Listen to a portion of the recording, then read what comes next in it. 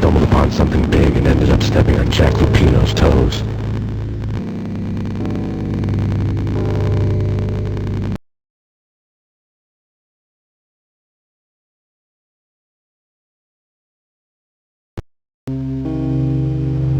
Lupino ran his racket of sex, drugs, and contract killings from a sleazy hotel in a slum block of tenements.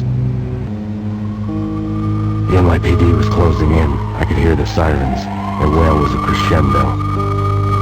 Lupino thought he could get us by taking Alex out and leaving me to take the fall for it. All he had gotten was my attention. Lupino wasn't in his cheap hotel. Instead, I ran into the Finito brothers. My cover had been blown, the door slammed shut behind me, and then I was dodging bullets like raindrops.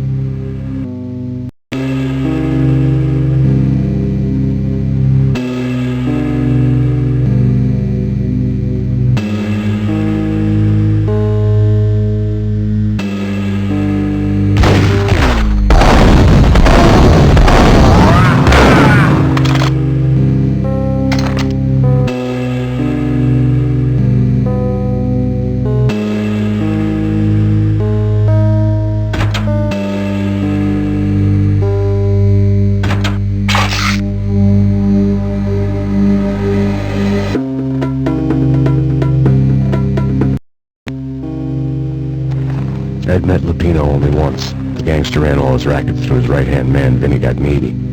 Gagmiti was a high-strung whiner on the verge of breaking apart, like an overamped Energizer bunny.